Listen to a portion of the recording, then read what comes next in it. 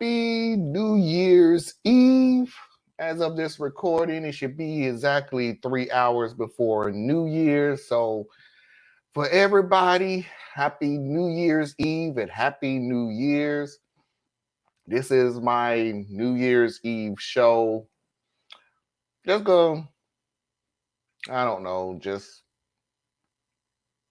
rant, probably. I think I'm just going to rant. So, as you all know, I'm not a big component of, I'm okay with capitalism. I'm just not with capitalism people. I think they overthink their their worthiness when it comes to feeling that any and all things will crumble if it wasn't from them, and not giving any credit to the people who are actually doing the job. And I have an issue with that. So I'm going to give you a couple of examples of people like this. And I actually have a real or not, and in case anybody, this is the first time you're seeing this, when we have a story, or when I show a story, or we listen to a story, we have an issue trying to figure out, is this a real story, or do we just have somebody who has a very good imagination and the story is completely made up? So let me go ahead and get into this first story. She did. The title of this post is, "My employee wasn't respectful enough after the company messed up her paycheck. I'm not comfortable with one of my new staff members and how overconfident she is. Her work is great and she needs very little training, but she's got very big britches. Jane has only been with us for 2 months. Just today, she asked for a meeting with me and our payroll manager. It turns out that payroll made an error entering her direct deposit information that resulted in Jane not getting paid, not once, but 2 times. Our company requires potential candidates to complete sample assignments during the interview process, and we pay them an hourly contractor rate. It turns out that Jane didn't get paid for her assignment period or for her next full pay cycle. The payroll employee apologized directly to Jane in an email because it was their error in entering her information and not following up or fixing it that resulted in Jane not getting paid. Jane was able to show emails back and forth where she checked in with the payroll employee and asked if it was fixed, and they confirmed that it was. Today was payday, and Jane didn't get paid. Jane checked with the payroll employee again, and they acknowledged that they thought that it was fixed. It's upsetting for Jane, I understand, but I think that she was out of line about the whole thing. People make mistakes. Neither payroll nor I knew anything about it until today. We both apologized and assured her the issue would be handled. After that, she looked at me and the payroll manager and said, 'I appreciate your apology, but I need you both to understand that this can't happen again. This has put me under financial strain, and I can't continue to work for this company if it isn't corrected today.' The payroll manager was heavily in agreement, but I was speechless that she would speak to management like that. Payroll handled the whole thing and cut Jane a check with the okay from HR. Jane had referenced that not being paid put her in financial hardship, and she was unable to pay bills. So HR allowed the use of employee hardship funds and gave her $500 in gift cards so she can get groceries, gas, and catch up on bills. I'm just kind of floored that she's getting gift cards after speaking to her superiors like that. I'm also uncomfortable because why is our company responsible for her fiscal irresponsibility? Her personal finances or debts aren't the company's responsibility. I just do not think that it's the company's responsibility to give her more than what she's earned to fix things for her if she overspent or didn't prioritize her bills or save smartly. We also don't know if she's actually experiencing a financial hardship or just claiming that she was. HR gave her paid time off to go to the bank today and deposit her check. I told our HR person that while it's not okay that Jane didn't get paid, the way she approached it was uncalled for. HR told me, but she's right, it can't happen again, and it shouldn't have happened at all. I'm getting tired of the respect gap that I'm seeing with our younger staff. I think Jane would be better suited in a different department. I'm not comfortable having her on my team since it's obvious she doesn't understand she's entry level and not in charge. Should I wait a while before suggesting she transfer to a different department? Okay, so let me go through this moron's statement bit by bit. She is upset by the wording of what Jane said, period. Because it ain't like she said that Jane had an attitude or just coming off putting or something like that. She is upset about the wording, that this shouldn't happen again. Number one, the HR person is absolutely correct on exactly what she said. This can't happen again because Jane can go to an attorney and an attorney will take this up and go, yes, let's sue them for everything they worth.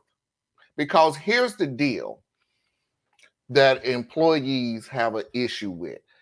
Employees have this thing where they figured they handed you a check, says, here's the money for the week, and now work.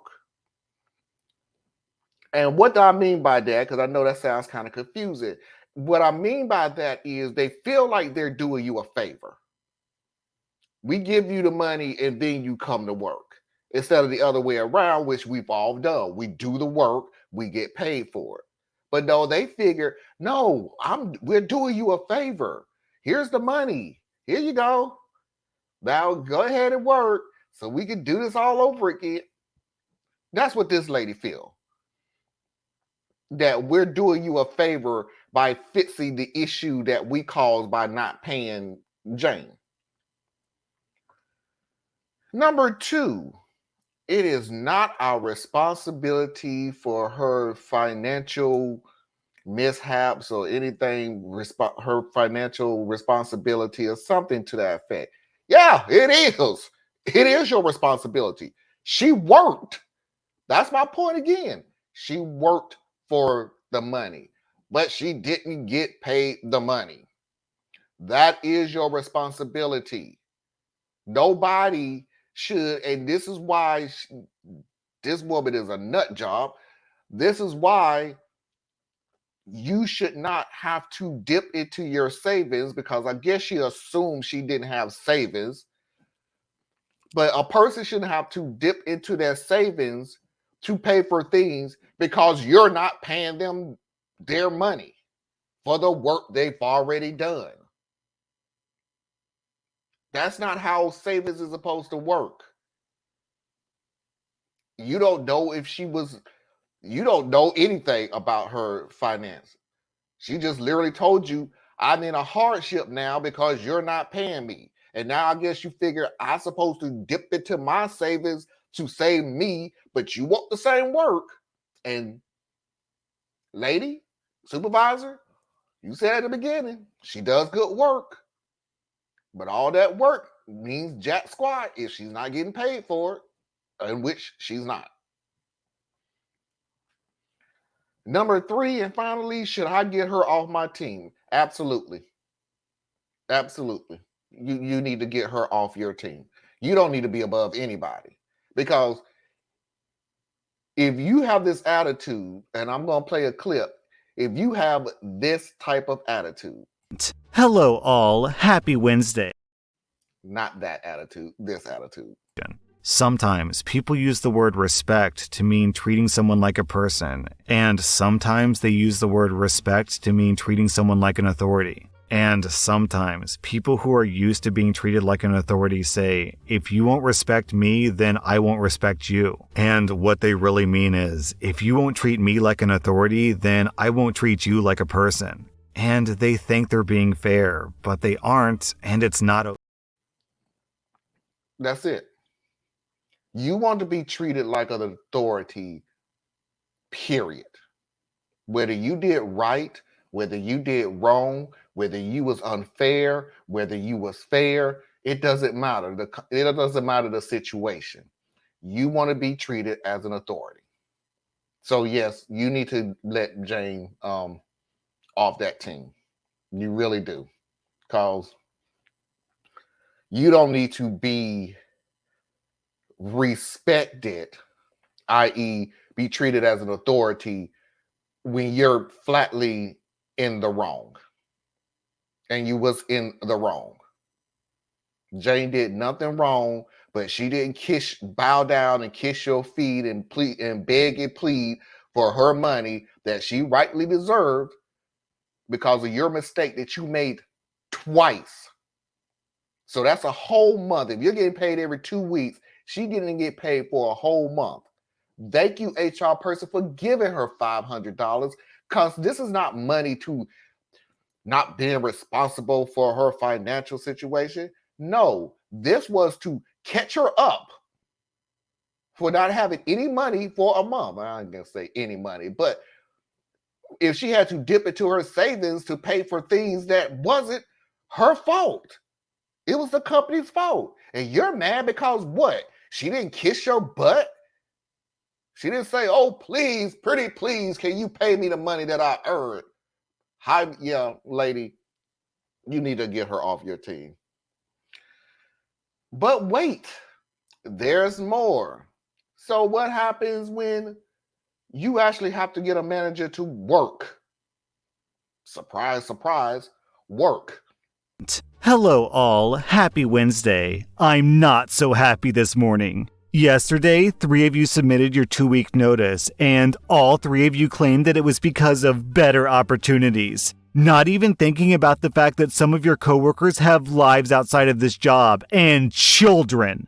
Are your better opportunities, which is doubtful, we pay you all fair wages, really worth affecting your team members' quality of life? I myself have children, and instead of being at their band recital this week, I'll have to be sitting at work posting job offers on Indeed instead. This is outrageous! You all need to speak amongst yourselves and plan these things out so you don't have to leave a company high and dry all at once. The lack of consideration from my employees is astounding. The new rule in our employee handbook will be updated to now requiring a 3 months notice since that's how long it took to train you. You will give 3 months notice and train your replacement in the meantime, and your 3 months notice will serve as your consent for your base pay to be lowered by $6 an hour. Since you'll be leaving, your reduction in pay should no longer be an issue. That's how it works from now on. You can thank your insubordinates for this. You can also thank them for the extra 30 hours of overtime per week that you'll be assigned until I find new hires who are fully trained. I expect full cooperation from this team moving forward. Have a great day. First of all, I'm pretty sure if I dig deep enough, this is highly illegal. Like, no, this not gonna work. I'm not giving you a 3 month, and I don't know what country this is in. I'm just pretty sure the United States where I'm at. Yeah, no. And if I don't work the 3 weeks, what you gonna do? Fire me? I'm leaving anyway. Number two, and most importantly, yeah, I'm pretty sure after I give you a notice that you're gonna drop my pay is again illegal. But here's the deal, because this is how brain dead some of these people are. They don't want to work for you. They just don't. You off the bat, which is hilariously, because I'll never forget this line. Your better opportunity, which I highly doubt, because we pay you fair wages. Not thinking that other companies out there will pay above market value. You may now have more experience because of this job. It may be better wages because they can afford to do so. Obviously, it's going to be less toxic than working for you because 3 at the same time, catch the hint. But you just don't get it. You don't get the writing on the wall. I guarantee you, whoever wrote this letter, 3 other people probably put it in their resume as soon as they read that. Like, no, no, nope. Got me a better job. I'm out of here too. Because again, highly illegal. No way in the world. And by the way, this is so funny. Good luck to you trying to get new recruits.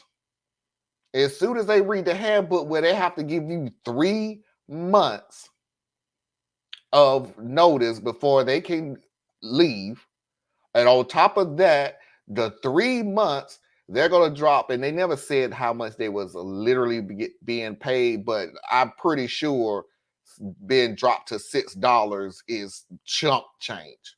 You're punishing them for not wanting to work for you. That's exactly what this is. You're punishing. You get the BS out of here about, oh my God, what you're putting the other people through and every. You could give a rat's butt about the other employees. This is all about you and your ego and how, whoa, no, how dare somebody don't want to work for my precious company.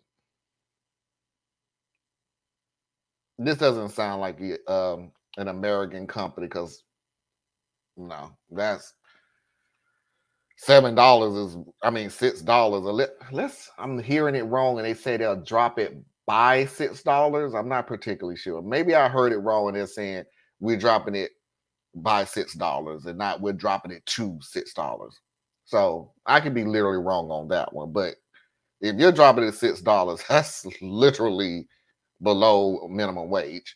So let's just go by you're dropping it by $6, which again, I still think is highly illegal, but whatever. Anyway, real or nah.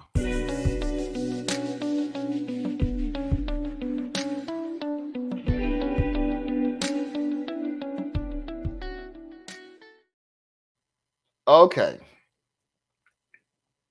So let me preface this by saying not all of management, corporate or not, are bad. In my late high school and early college years, I had a job doing telemarketing work during winter and summer breaks. While it was boiler room cold calling, we primarily were soliciting donations for agencies that had contracted us to do the work, so it felt less scuzzy. Think police departments, fire departments, etc. We kept a portion of donations for operating expenses, and everything over a certain threshold went directly to the receiving party. Everybody wins. I enjoyed the job because the scripts were simple, and I was allowed to read a book and such between calls. Also, a couple of my friends were employed there, so we could hang out during lunch breaks. The pay was a decent chunk above minimum wage at the time, so it was a good gig. I also had a knack for it, and at one point, I was number 5 in sales across all the sites they had in operation, and I was second in our building. One summer while driving to work, my car promptly died with no warning, and I was left stranded on the road. As you do in situations back before cell phones for poor college students were a thing, I walked to the nearest house and asked to use their phone. I called my dad, who started driving to get me, and I called work to let them know I'd be late. My boss says fine and that he'll chat with me when I get in. My dad shows up with my mom in 2 cars. I take the extra car, and he begins the arduous process of towing my car back to the house. I arrive at work, clock in almost an hour after the start of my shift, and I'm promptly told by the front receptionist that my boss would like to see me in his office. So I head on back. My boss and I have always had a good rapport. I'm a good worker, I get good reviews, and he and I have similar interests outside of work that we can chat about occasionally. When I arrive in his office, he's shuffling some papers around and has laid out a few documents facing me. As close as I can recall, this is the conversation that followed. I hope everything worked out with the car. I'm glad to have you here. There's a couple of things that I need to discuss with you. First of all, as I'm sure that you're aware, being more than 30 minutes late to work is considered a Class C violation. This is your first violation, so I'd like to talk to you about what happens next. To be clear, there are 3 classes of violations ranging from C to A, with C being the least egregious. No official write-up or anything occurs after the first violation, or even the first few Class C violations. But it's the manager's discretion on the punishment depending on past behaviors. Now, you're a good employee, and I put into corporate a few times to give you a raise. But because you only work during your school breaks, it's denied because you aren't considered full-time. So the papers I have here are your termination papers, as well as an offer letter that I'd like to extend to you to hire you back on again. So in short, before I file these, I'd like to ask, is it okay if I fire you? So we go through the process of him firing me, which then allowed him to extend an offer to me to rehire me at roughly a 25% increase in pay. since he could now justify the bump to corporate because he was hiring someone with experience. In talking with him, he let me know that this was something that he occasionally did with high school and college workers to get around corporate's policy of not handing out raises to people who didn't work 1,000 hours a year. It was his own way of being maliciously compliant with a policy that didn't allow him to reward some people that he thought deserved it. Apparently, he had been waiting for me to do something that he could technically fire me for. The way their back-end systems worked, it wouldn't even show up as a break-in service since the firing and hiring happened on the same day. The laugh that he and the receptionist had when he walked me back to the front to introduce me as their new employee was awesome, and I've had a fun story to tell ever since. Okay.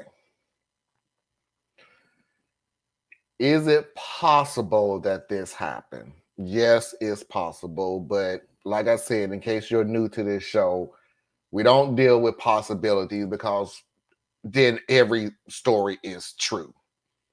Because every story is possible. Do I think this is real or not? Yes, but I don't think what the manager said was kind of true because he says he did this a lot. I don't think this is something that he did a lot. I think he's very specific with who he does it with. And it's a once in a blue moon situation because I don't see HR or anybody up there going, this is like the 19th person that you have fired and hired on this exact same minute. So I don't know how often he does this. Does he do it once in a blue moon and gets away with it? Yeah. I mean, I can see that. I can believe that he does it once in a blue moon and gets away with it. But often and all that other stuff, I'm not buying that one. No. But comment down below. Tell me what you think. Was this story real or was it not? Ladies and gentlemen, boys and girls, children of all ages, that is my show for tonight and my last show of the year. Again, happy New Year's to everyone. This has been, broadcasting wise, has been a wonderful, wonderful year. The numbers have gone up on absolutely everything. I appreciate it, but I still need your help. Please do not forget to like, share, and subscribe to everyone. If you are new here, go ahead and hit that subscribe button. If you don't like the stuff that we're doing, you can easily unsubscribe. No big deal. Please hit that like button. The more likes that we get, the more the algorithm will introduce our shows to different people everywhere. So until next time, I will see you when we see you in 2023. Peace.